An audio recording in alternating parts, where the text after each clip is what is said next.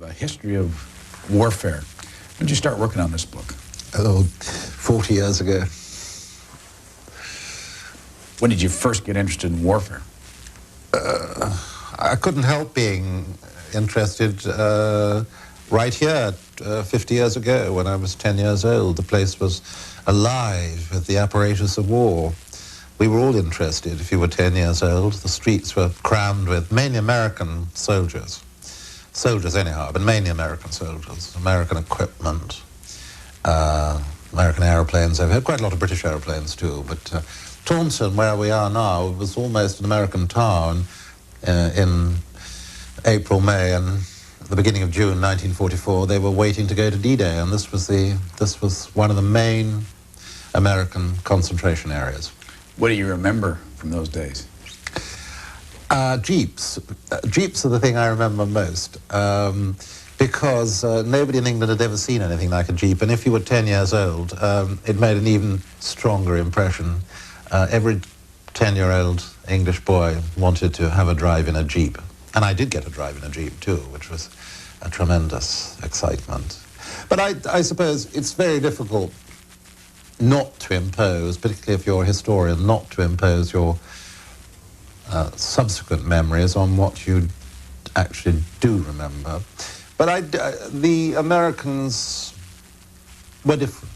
I think they were, of course, different to older English people, but they were even different to English children. They were American. They were much more extrovert and cheerful and good-natured and everything that Americans are supposed to be. And that is a very strong impression from those times. What was this area used for as far as staging is concerned? Why was the military here? There was an enormous hospital here. You see, everybody, all the commanders, Eisenhower, Montgomery, they all expected very heavy casualties on D-Day.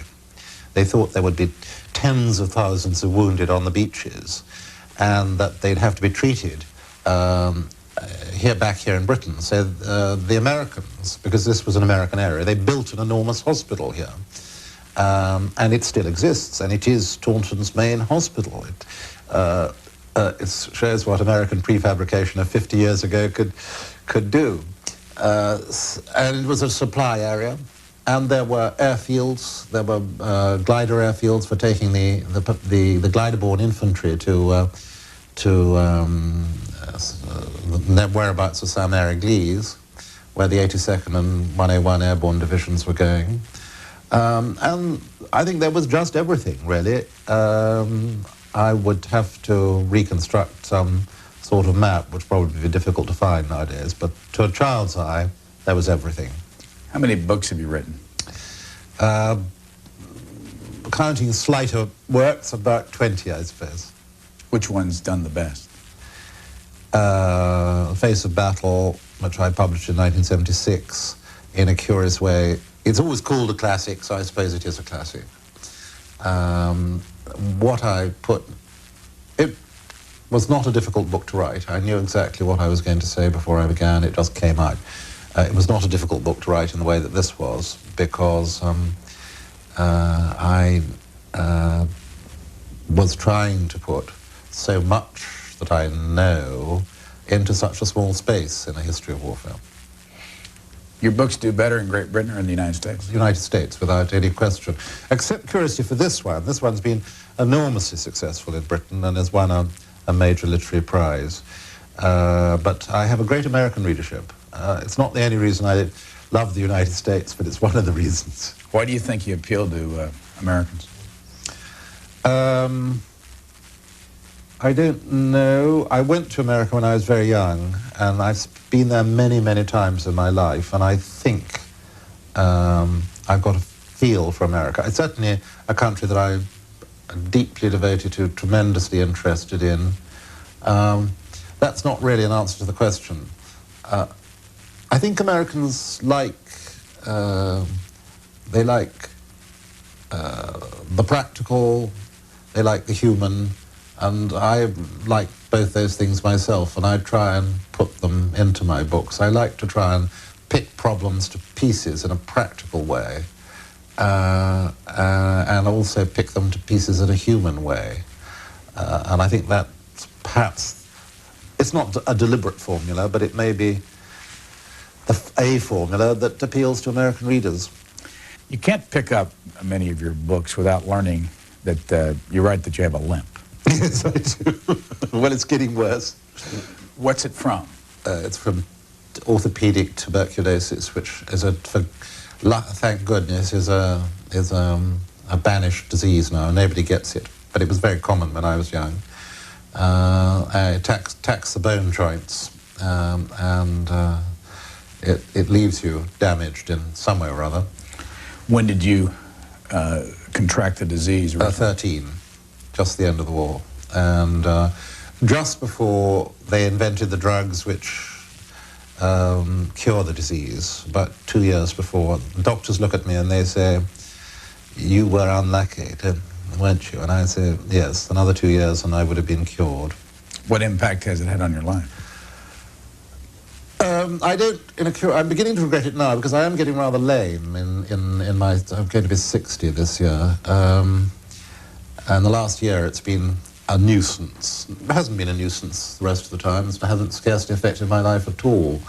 And in an odd way, it gave me a very strange teenage years because I was flat on my back in bed for year after year, and in a ward full of young men who'd come back from the war.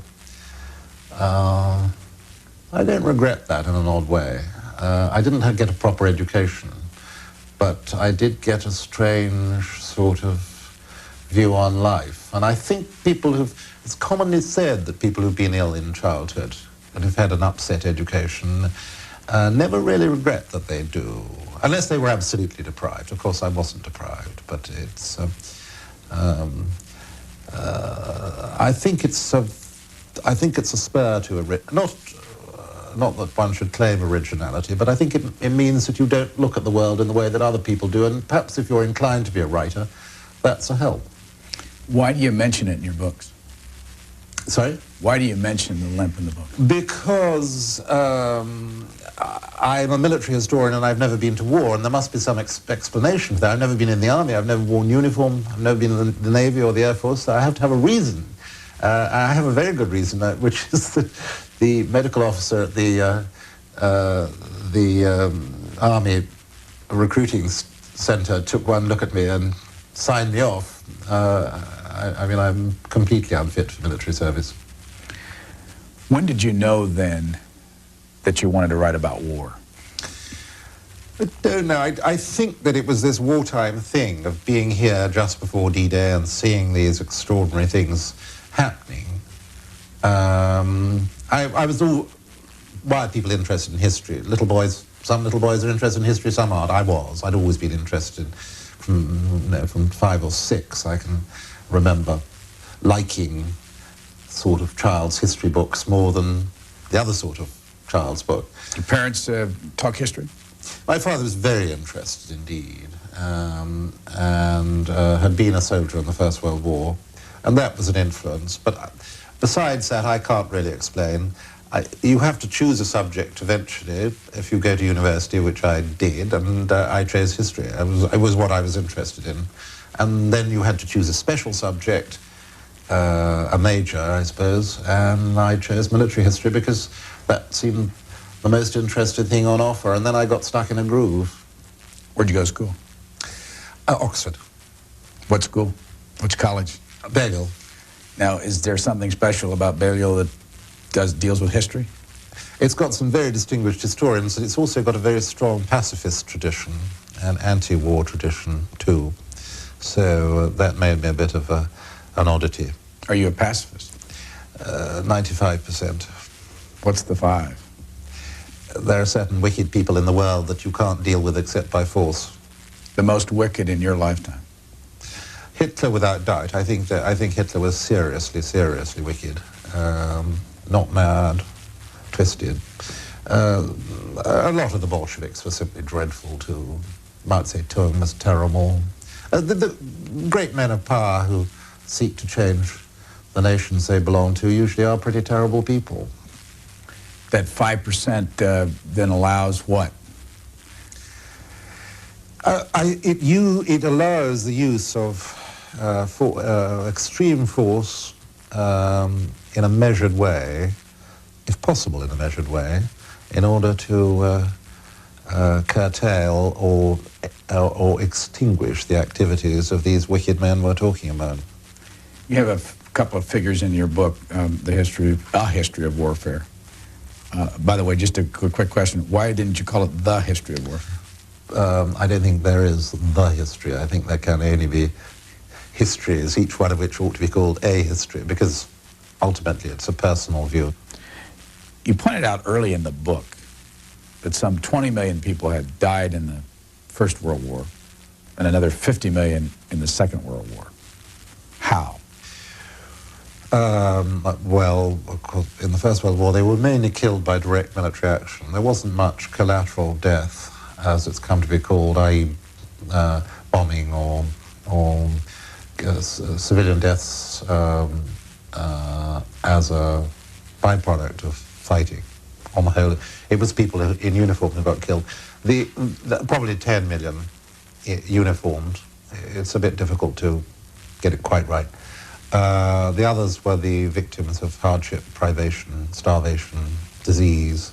There was a huge, for example, influenza epidemic at the end of the First World War, which would have come anyhow, but had a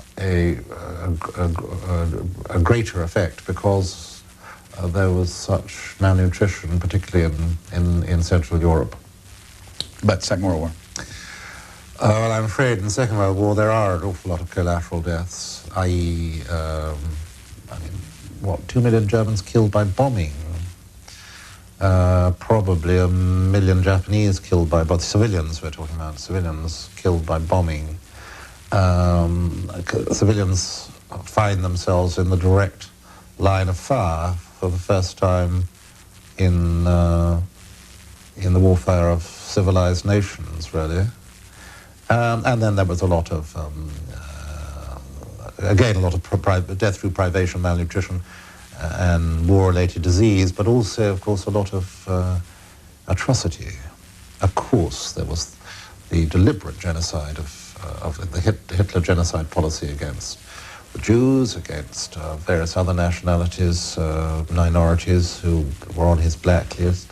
But there were also the atrocities of partisan warfare, particularly in Eastern Europe and in China. I think you'd probably get 10 or 15 million battle deaths, and the rest would be collateral deaths, civilian deaths. What's the years range for your book? From the Stone Age to modern times. Which is how many years? Well, Homo sapiens, you and me, Homo sapiens sapiens has been about for 40,000 years, and it's the last 40,000 years, really. Has there ever been a book written like this? One or two, but not many people have had a go at the whole thing. It is a bit arrogant. Arrogant? Oh yes, I think so. Why do you say arrogant? Well, you're pretending that you, inevitably, you're pretending that you know most of world history, which I clearly don't. You have chapters that say flesh, iron, and stone. How did you block out that book? I blocked it out over a very long period, thinking about it. I suppose I eventually wanted to write, to try and put this extraordinary phenomenon, I mean, men killing other men, and sometimes other women too, not very, very infrequently women killing men, except in the home, of course, but not for public purposes, and very rarely women killing women. Men killing other men, really, this extraordinary phenomenon. Why does it happen? I wanted, and how long has it gone on, and have the motives changed, and clearly the methods have changed, but have the motives changed?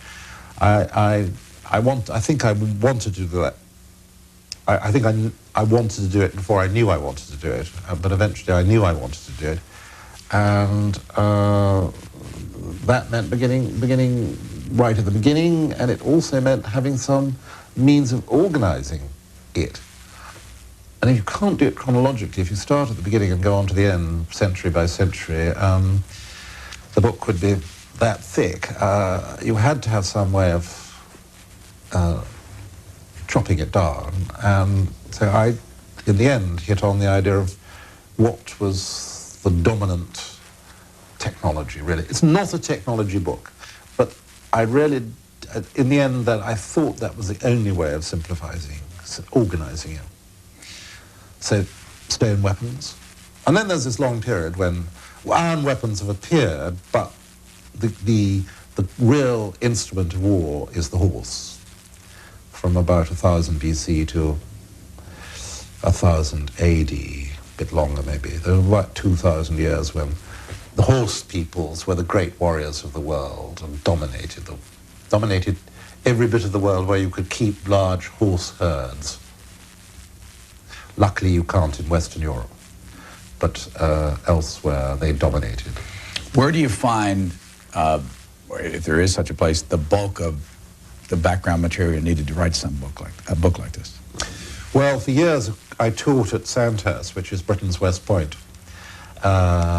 which has the most wonderful, truly the most wonderful library. It's a library whose origins go back into the 18th century. It's housed in a very beautiful building. It has very liberal rules about borrowing and working and that sort of thing. It is, as far as I'm concerned, the perfect library. And most of what I know in life I learnt in the Sandhurst Library. Where is Sandhurst? It's just outside London, about 20 miles west of Heathrow, to orientate American travellers to this country. How big is it? It was built in just at the end of the 18th, beginning of the 19th century, on a very beautiful piece of parkland. It looks like a gentleman's mansion, the old building. It looks as if it ought to have fallow deer grazing in the park. It almost does, not quite.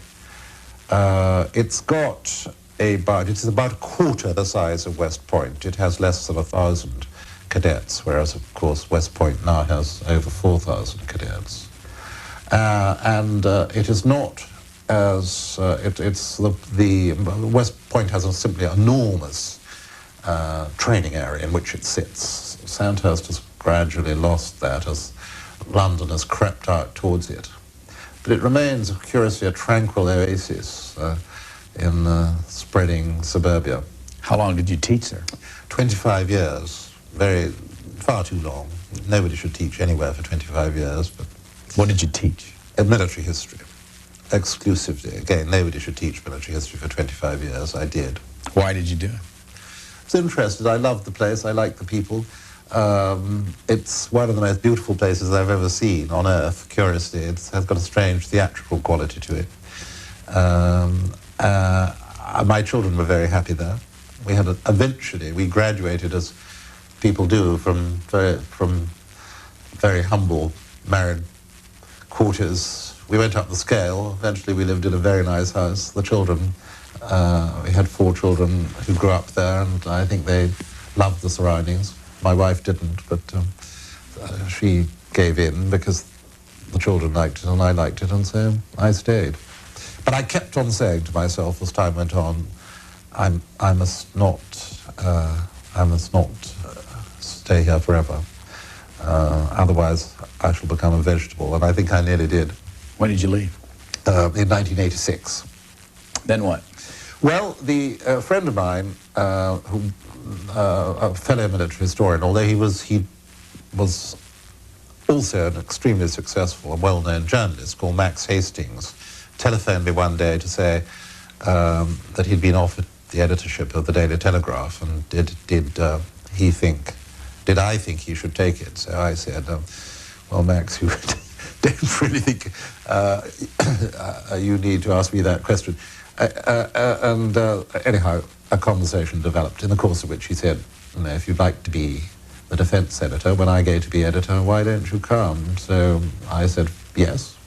And he said, well, I'm going to see the new owner and I'll telephone you in 2 days. And he did, and he said, if you want to come, do come. And that was the end of it.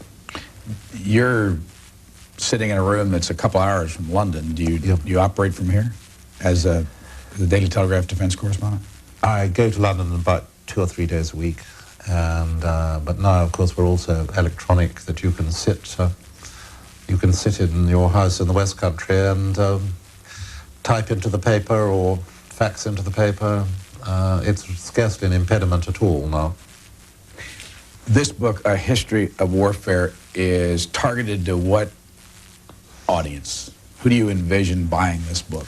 Well, I hope my fellow historians like it, and some do and some don't, but I've never really written for my fellow historians. What I've always wanted to do is write the sort of book which fellow historians would have to take seriously, but which was really a book for the educated general reader who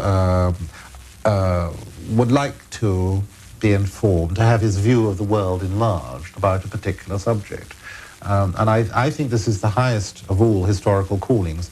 I utterly, I almost despise, in fact I think I do despise the direction that university history writing has taken, in which enormous effort and years of work are given to writing books which really only interest a few hundred others, address problems which only a few dozen others are aware of as problems at all, and increasingly use language which perhaps only other academics can understand. That seems to me to be a perversion of the historian's calling. The historian ought to write for, the historian ought to be an educated person writing for other educated people about something which they don't know about but wish to know about in a way that they can understand. You put the emphasis a couple of times on educated. What do you mean, educated? I suppose I would mean what Jefferson meant. I've got a sort of rather 18th century view of what being educated is, which is having read the major works of literature, having an understanding of the broad periods of history into which the world's past is divided, perhaps speaking another language, or at least being aware of other languages, and having some competence. I don't think education, having some special competence, that often ought to go with it too. But I don't think education, I don't look to find an educated person in the ranks of university graduates necessarily. Some of the most educated people I know have never been near a university. You had a book a couple years ago, The History of World War II. Yeah.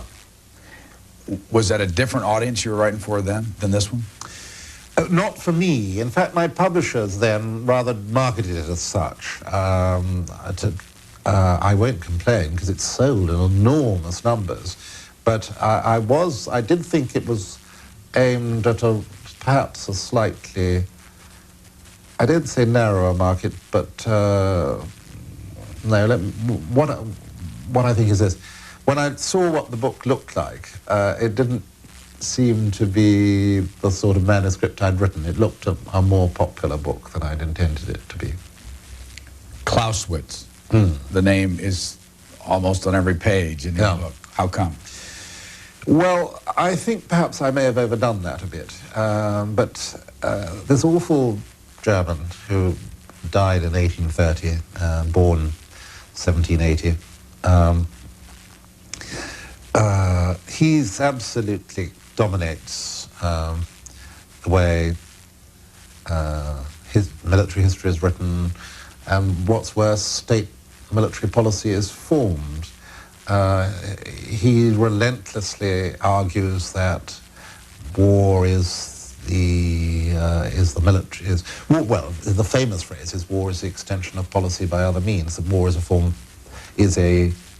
form of political activity. I don't. Of course, sometimes it is, but sometimes it isn't. I don't think that what's going on in Bosnia at the moment is political activity. It's partly political, but it's partly atavistic as well. People are behaving in a way which doesn't bear political explanation, but it does bear anthropological explanation or cultural explanation. What does atavistic mean? Going back to one's earliest forefathers. I think the Mongols or the steppe Turks who created the steppe Turks who created the empire to which the Muslims in Bosnia belonged would understand what's going on, because they were violent, cruel, clever, cunning people. Go back to Clausewitz. Who was he? He was a Prussian, son of a clergyman, born in 1780, served in the Prussian army, captured by the French, changed sides when Napoleon invaded Prussia, went to fight for the Russians. Never made a great success of his military career. He was a difficult, cantankerous man. He was regarded with suspicion because he fought for the Russians, even though that was in the cause of Prussian independence. And he was sort of pensioned off, sent to the Staff College to live out his days, where he sat down and wrote this great, I mean, it has to be said, great theoretical work called On War, which has influenced every soldier and statesman interested in war for the last 100 years. Recent times? Oh, sure, it's taught. I mean, go into any of the United States Armed Forces staff colleges and pick up the common curriculum, and you will see the name Clausewitz half a dozen times, and there'll be courses, discussion of the applicability of Clausewitz to modern times. Very little questioning of whether Clausewitz was right or wrong. Clausewitz is pretty well still gospel in service schools in the English and German-speaking worlds. Is he worth it? I think he, well, what I like to say is that he doesn't describe war, but he perverts politics. In the beginning of the book, you dedicate this book to Winter Bridgman. Who was he? An ancestor. I don't think perhaps a direct ancestor, I think more a kinsman. My mother's family were called Bridgman. They came from Southwest Ireland, but they were the sort of Irish who were originally English. The so-called ascendancy, they came as conquerors and they were given land. The other half of me, the Keegan half, of course, were the lot who were there in the first place and who on the whole got land taken away from them. Why'd you pick him? International sort of, I wouldn't call him a mercenary, but international professional officer who sold his services. He died in the service of the French. There are an awful lot of people like him in the book. I think these international professional military experts are enormously significant in the history of warfare, particularly in carrying skills, technologies too, but particularly skills from one society to another and transforming them militarily. You say in the introduction of the book that war is wholly unlike diplomacy or politics because it must be fought by men whose values and skills are not those of politicians or diplomats. Explain. Well, I think, first of all, people who undergo professional military training, like West Pointers and people who go to Sandhurst, do turn out different. It's a more complete training, education. There isn't really a good English word. There's a very good French word.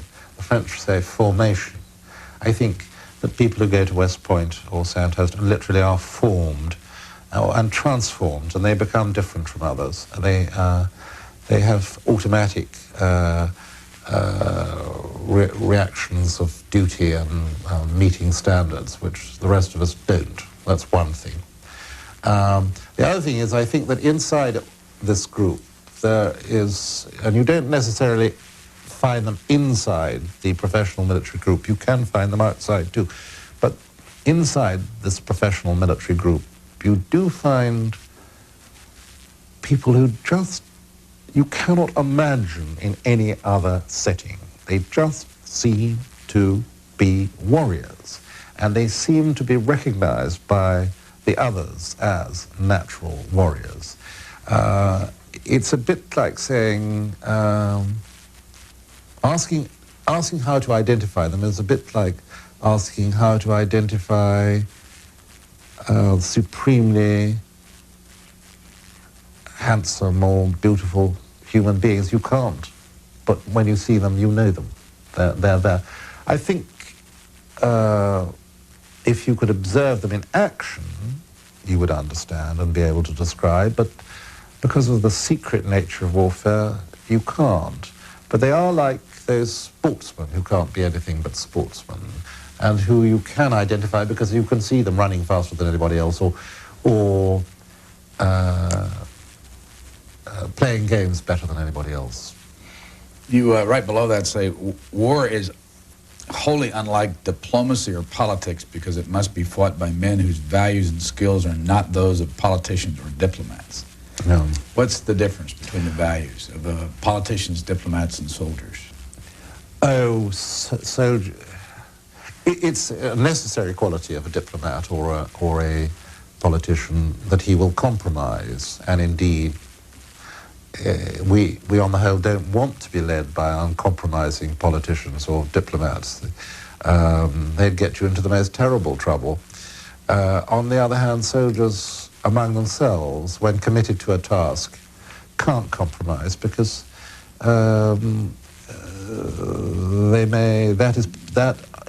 compromise. It's the opposite on the battlefield. It's compromise which will get you into trouble. It's only unrelenting devotion to the standards of duty and courage, absolute loyalty to others, not letting the task go until it's been done, that will get you through. That's why they're different. I want to ask you about some wars that the Americans have been involved in and get your analysis on it. What was the Vietnam War all about as it relates to history? I would never oppose the Vietnam War. I thought that the Americans were right to do it. I think they fought it in the wrong way, but I think that they were right to oppose the attempts by Ho Chi Minh and Giap to make the whole of Vietnam into a Marxist society. And looking at what's happened to the country since, I still believe that it was right to try and stop them. I think it was a responsible effort by the United States. They fought the war in the wrong way. They fought the war with, in particular, what was wrong about it was that they only sent soldiers there for 1 year. So it couldn't be run as a proper war. It was run with one eye on public opinion the whole time. Let me go back to your thing about being a pacifist. Is that your 5% coming out? Yes, I wouldn't have felt it was the end of the world if the Vietnam War hadn't been fought. It's not that kind of war. I don't think it's a war like fighting Hitler. But I think it was a correct war, a right war, and it had indirect effects of the greatest importance as well. I think it demonstrated to the Russians of the Russian leadership of the last years of communism that the Americans were serious when they said that they opposed communism. And I think it therefore contributed eventually to the end of the Cold War and the fall of communist regimes all over Central and Eastern Europe. Let me ask you about terms. Did the Americans lose the Vietnam War? Ultimately, yes, I think they did. Did General Zapp win? Yes, he certainly won. How did they do it against what was a rather expensive military machine?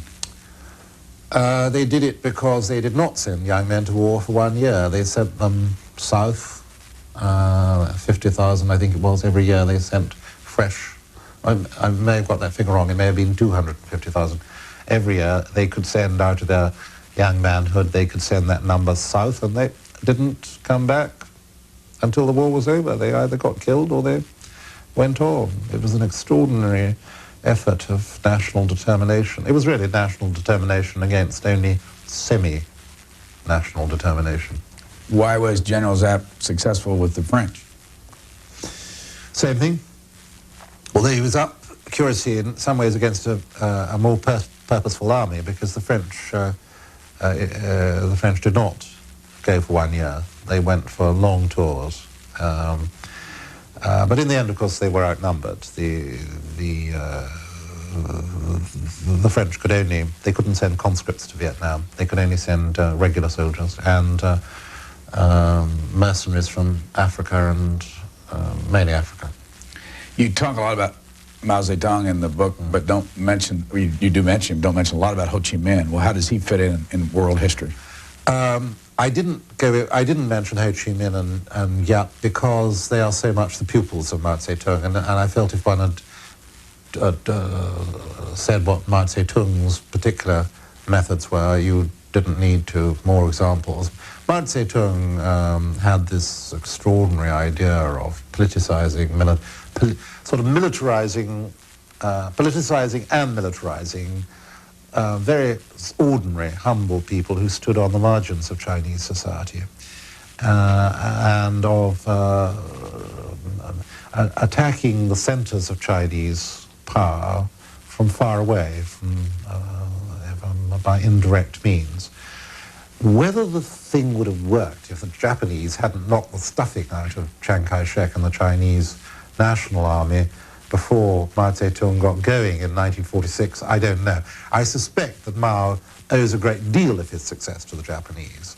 But even if that is true, nevertheless, his message was sufficiently correct and certainly sufficiently powerful to do enormous damage elsewhere outside China, in Vietnam, for example, and then later in North Africa and in Black Africa.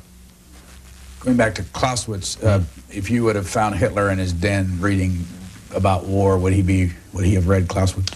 In his last will and testament, written in the bunker in Berlin with Russian shells thudding overhead, he mentioned only one name, and it was the name of Clausewitz. Now, if you could see, when he was alive, Mao Zedong sitting somewhere reading about war, who would he be reading? I don't think he would. I think he'd have been reading the great Chinese classics, Sun Tzu and Ko, who say different things. I mean, Mao Zedong was not Clausewitzian. He said what the great Chinese classics have always said, that it's better not to fight, that the clever man achieves his ends without violence, that a battle delayed is better than a battle fought, etc., etc. I mean, the Chinese have a different conception of war, in which time rather than action is the defining dimension. Who is Sun Tzu? Oh, he may not have existed. He's a very ancient Chinese writer of 2,000 years BC.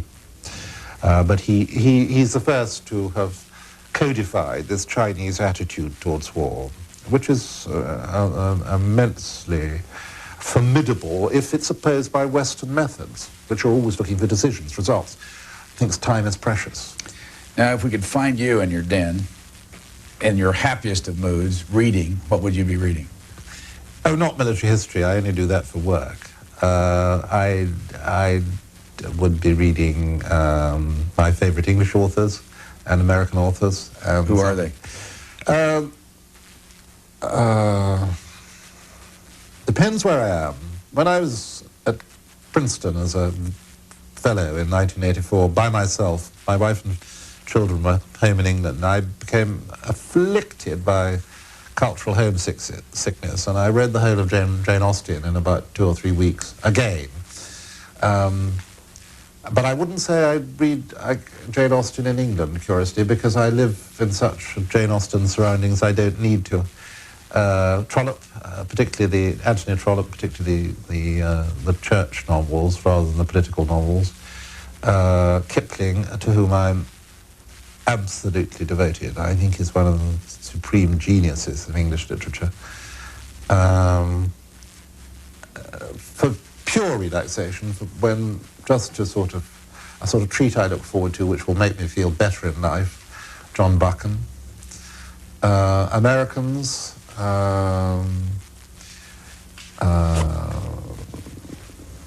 Hemingway, Melville. I'm very keen on Melville as a poet. Whitman, I'm very keen on Whitman as a poet.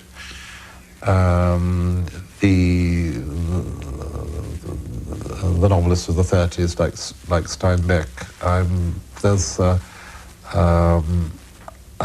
New Yorker short piece writer whom I adore, called Joseph Mitchell, whose works have just been collected and reissued. It's called Up at the Old Hotel. I think extraordinary pictures of American genre life. What if you're reading military history? There's an American called John Gwill Martin, who's only ever written one book, who I enormously admire. I wish he'd write his second book.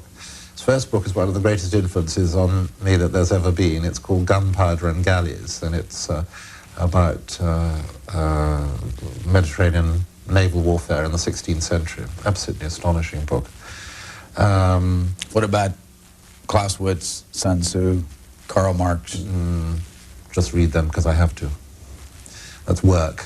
No, I very much admire Barbara Tuchman, who's, The Guns of August. I think she's a wonderful writer at the sort of level I admire, sort of an expert who writes for other educated people at a not quite expert level. I think that's tremendously important. Go back to the pacifist thing. We took a tour of the Imperial War Museum in London, and our guide was a pacifist. You write about military history, and you're a pacifist. Not quite. Not quite. 5%. Really. You're the defense editor of the Daily Telegraph. What's the politics? What's the slant of the Daily Telegraph? Oh, it's the conservative newspaper. I mean, it is, although not officially the party newspaper of the Conservative Party, it is regarded as being the Ark of the Covenant of conservative opinion in this country. Does that make you a conservative? I did vote Conservative in the last 2 or 3 elections. I haven't always voted Conservative. The alternatives aren't much of an attraction at the moment in this country. But I'm not a member of the Conservative Party. Correct the image then. The image of a conservative is pro-military. Sure.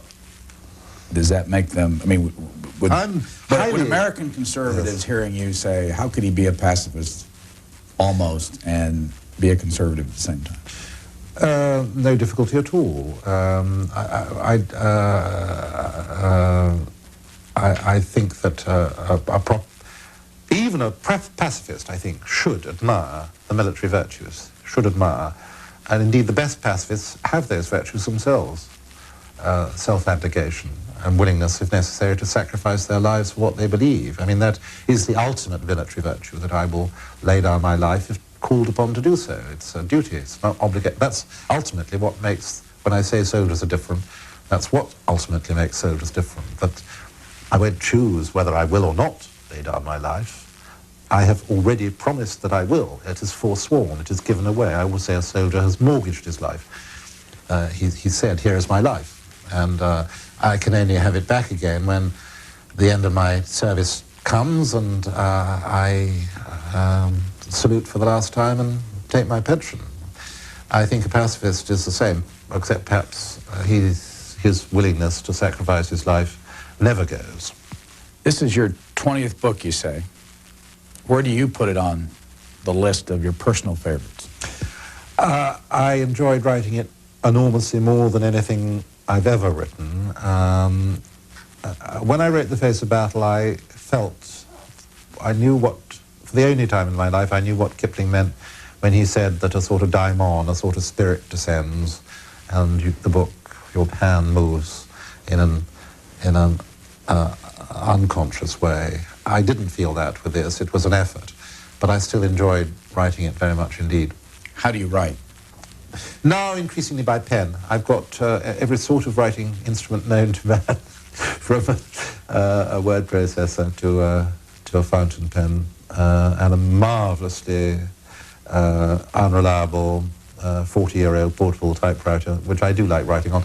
But increasingly I write just with a fountain pen in ink on lined paper. Compared to what earlier? I used to type on my portable. I did have an electric typewriter once, which was a monstrosity. Why'd you change? Sorry to bring it back again. I just get backache now if I type for long periods. So it's easier to write with a pen. Where do you write?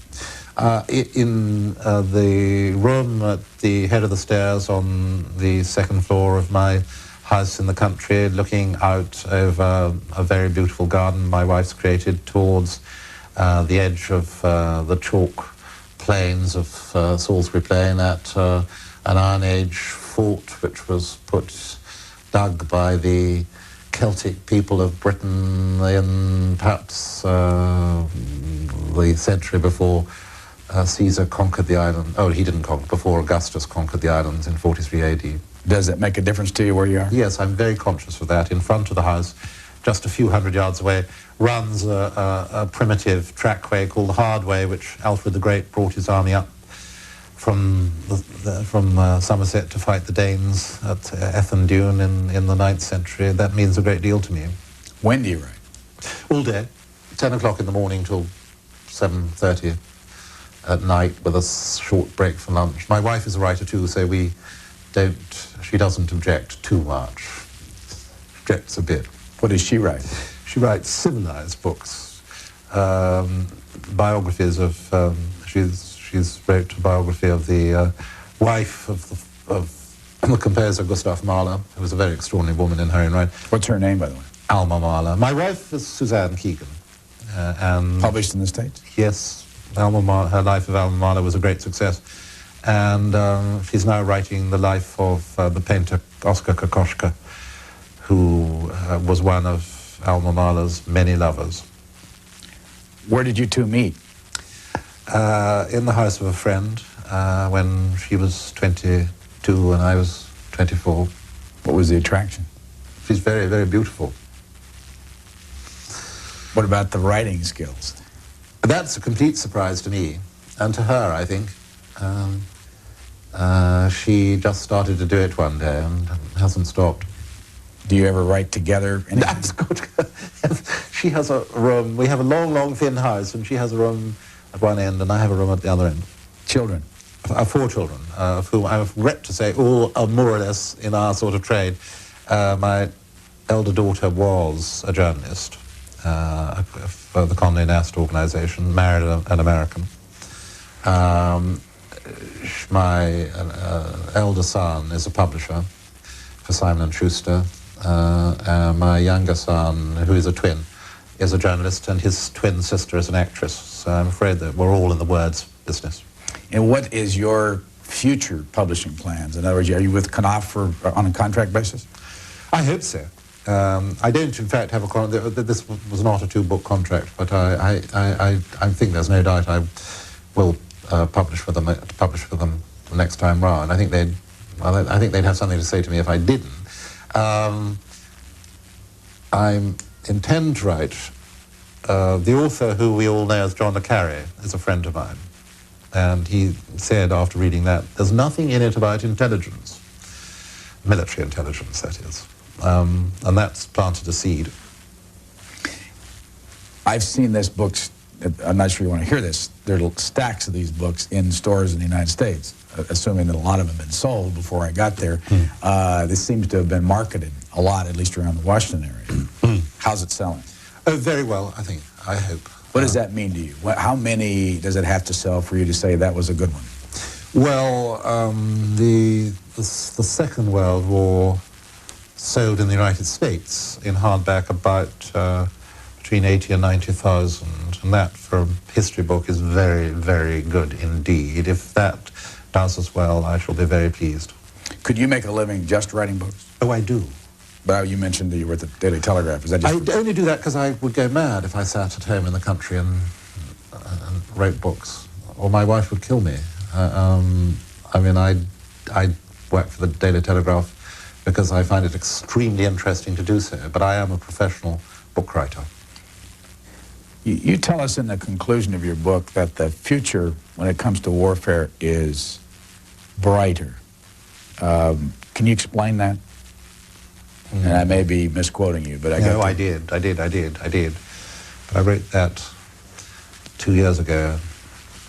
I don't like to see what's happening around me, really. I think the world's taken a very nasty turn in 2 years. I don't like what's happening. I think there will maybe a way out of the North Korean situation, but I don't like it. I think that they have to be prevented from becoming a nuclear power.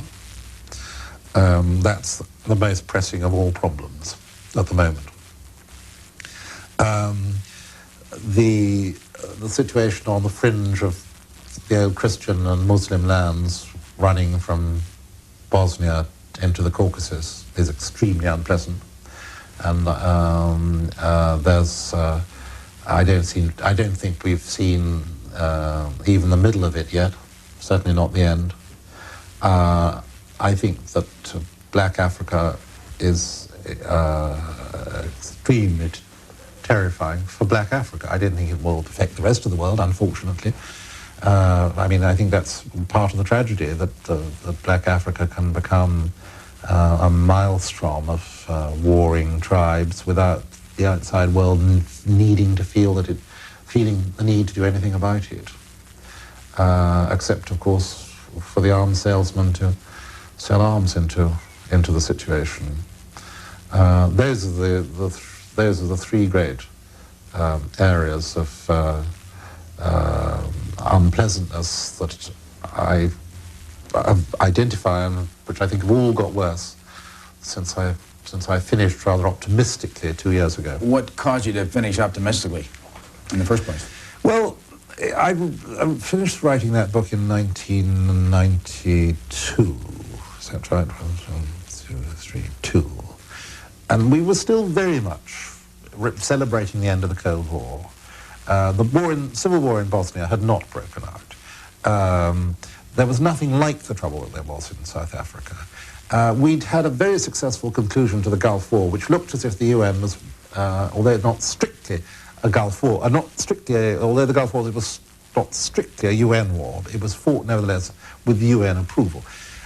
Everything looked extremely positive for the future of peacekeeping by the responsible powers, and it looked too as if Russia was moving from its former unhappy state into one of equal stability with the other large powers in the world. So I think it was possible to be optimistic. I'm still au fond, but fundamentally I'm optimistic, but there have been pessimistic erosions of my optimism. Let me ask you this, though. I mean, you wrote a book here, A History of Warfare. You've written 20 books on history. You go back 4,000 years. Yeah. What is it about today that ever made you think there was a shot at this thing of worldwide long-term peace? Because everybody forgets about nuclear weapons. I mean, it's amazing. I mean, you know, the Cold War's Berlin Wall only came down in 1989. Everybody knew about nuclear weapons in 1989. 1994, they all seem to have forgotten about them. I mean, they're still there.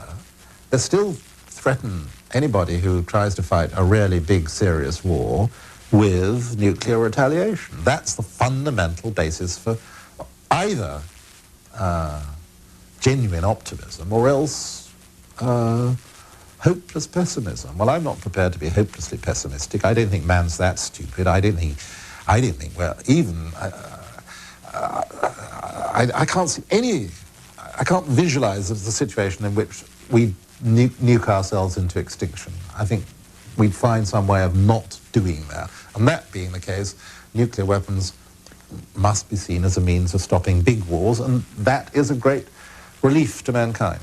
Sitting back early 1900s, would you have ever envisioned 70 million people killed in 2 world wars, though? Not in 1900.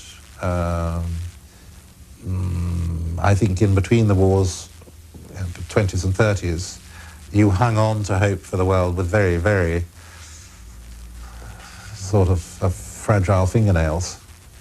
Man got into the habit of killing people in large numbers by pretty brutal direct methods in the 20th century. Civilized man did.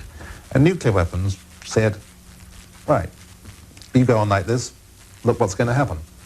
About near the end, if you had to pick a couple of people in history that you'd like to sit down and talk to, military people, leaders of military offenses and all, who would you pick?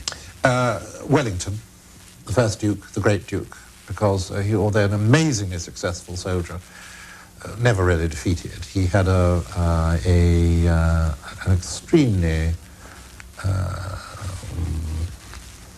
disdainful attitude to war, really. I think he thought it was a necessary evil. He happened to be very good at it, but I don't think he didn't glory in war. He thought war was pretty horrible, but sometimes you had to do it. And also he was a superb, I think a fascinating example of a particular human type. He was a sort of the ultimate ideal of the Western gentleman. The other would be Eisenhower, who I just simply because I admire him enormously as a human being. And if Wellington epitomizes the sort of English gentleman, Eisenhower epitomizes the natural American gentleman, the farm boy who with a sort of religious upbringing by a deeply religious mother who nevertheless is sort of quite a character, small town boy, goes to West Point, acquires an education, and then through responsibility becomes an extraordinary sort of agent of power throughout the world, and yet never loses touch with his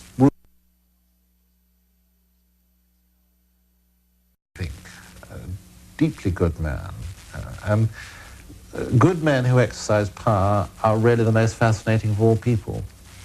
John Keegan, we're out of time. Thank you, author of A History of Warfare. Thank you very much indeed.